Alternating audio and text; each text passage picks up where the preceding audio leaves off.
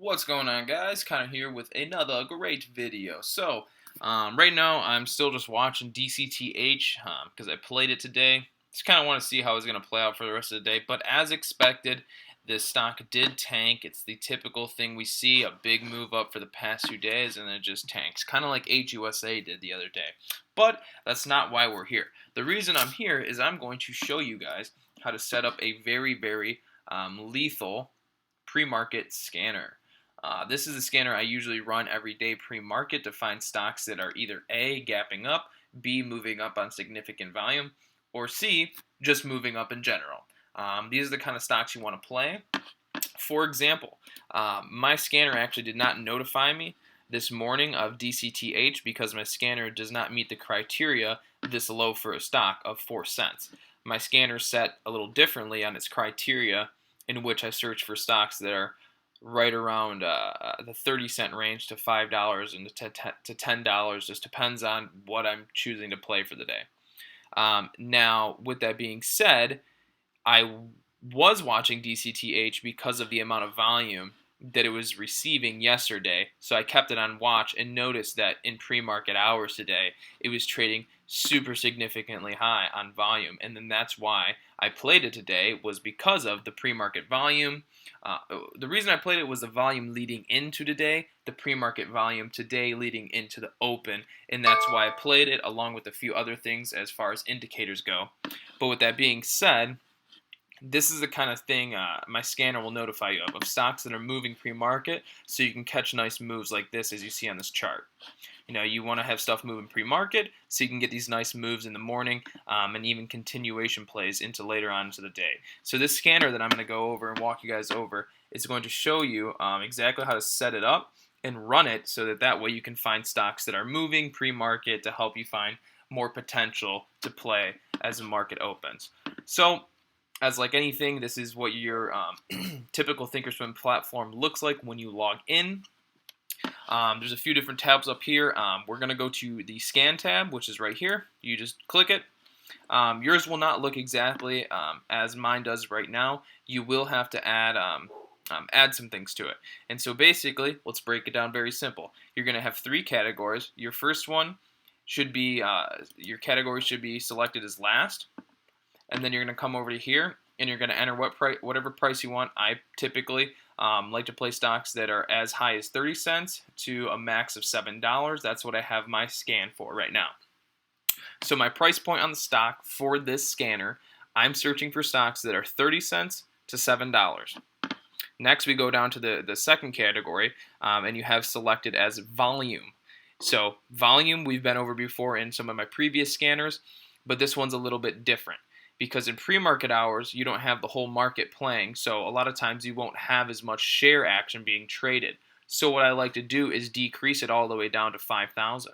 I mean, you can do 10,000, you can do 30,000, but I just have it down to 5,000 because it doesn't take long to scan through the stocks pre-market because I'm only looking for stocks that are trading on really high volume or up at a significant price point. So whether I have this at 5,000 or not, I'll still be able to sift through the stocks very quickly to see which ones actually have potential and to be able to throw out all the other ones that don't really matter to me. So with that being said, secondary category you want to have is volume. You can have the minimum share volume at 5,000, 10,000, 20,000, 100,000, whatever is going to work best for you. But if you make it too high, you may miss some of the stocks that are trading. If you set it at 500,000, what if there's a stock that's trading on 300,000 volume pre-market that looks like it has potential? You won't be notified of that one, and you might miss it if it does make good moves. So, picking that is all up to you and what you want to set it as. And of course, you never put a max for the amount of volume that you're looking for or searching for in a stock because volume's good, trading shares is good. We want as much possible volume into the market as possible at any given time period. So you're always going to leave that blank. All right, down to your third category. This is where you're going to want to add a study filter. So right here, I'll just go over how you would do that. I already have mine up, but you would just come up to here to add study filter. You're going to right click, or actually that's a left click, not a right click, but you just click it. Then you're going to go down here. Right now it's filled in with the ADX crossover. We don't want that. What we want to go down to is price performance. Then you're going to go to price change, which is the second to the last option down in this little bar or little box. Click it. Now you have price change up here. It's going to start out like this, which you could leave it as, but I personally increase mine to 4%, sometimes 5%. So you just go like that, click it all the way up to 4% or 5%, or you can just highlight it, add it in, whatever you want to do. And then you want to have greater than, obviously greater. The than's not going to change. So you could have this as less, or you could have it as greater. If you're looking to short a stock, you'd probably put less because you want to see stocks that are moving downwards pre-market.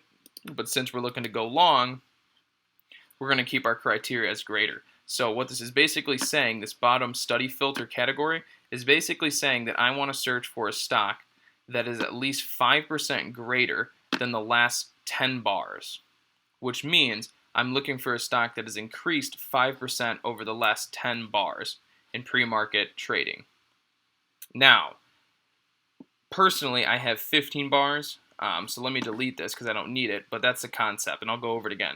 So we're going for the study down here is at price change, and you want to have it as price change, close, you want to have this as close, is at least 4% greater than 15 bars ago, which means you're looking to search for stocks whose candlesticks or their trend or upward momentum, whatever you want to call it, is 4% greater than what the price was 15 bars ago. So the price now is at least 4% greater than what the price was 15 candlesticks previously.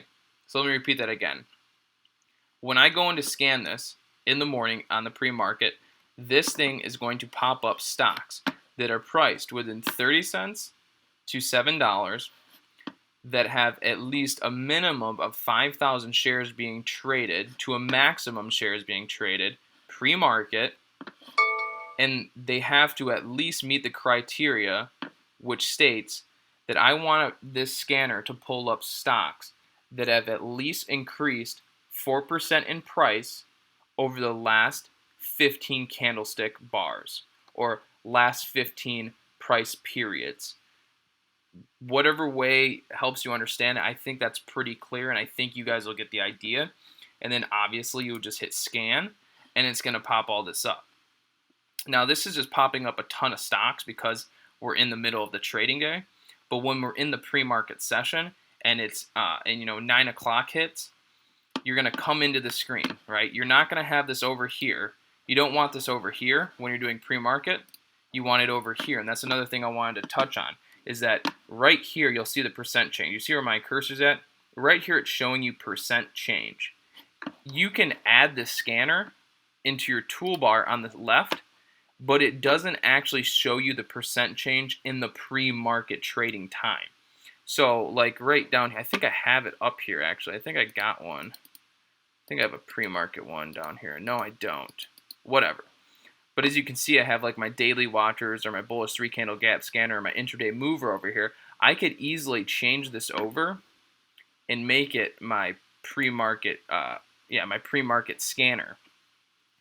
But what I'm trying to get across is that in the morning, in the pre-market trading session, you can have it open over here, but it won't actually notify you of the amount of percent that it's moved up. You physically have to be under. You physically have to go into the scan hacker or the scan tool up here, and you have to physically scan for them in here. And then you'll be able to see the amount of percent they've moved up. And then from here, you can go back into your charts and click whatever you want to see. Like ABIL made moves the other day, right? But it's just selling off today. But either way, the concept is there that in order to find the pre-market movers, you'll run this scanner and you'll start running it at 9 o'clock. And you want to be in this page and you want to hit scan at 9 o'clock. 9:10 comes along, you want to hit scan, refresh the scan because these percents will change, okay? And you're only going to see the amount of percent the stock has actually moved up if you're under this screen. So there it is for you. That's how you find stocks that are moving up pre-market. And remember, like I said, this is the scanner I use from 9 o'clock till 9:30ish, 9:25. Once I've got all the stocks I want to watch for when the market opens, I'm done. I no longer use this scanner throughout the day. So that's how you use it. If you guys have any questions, feel free to comment and post below. Or please follow me on Facebook. I always update videos there and so on and so forth, and good information you can follow. So there's a link to my Facebook right in the description somewhere. But there it is, and happy trading.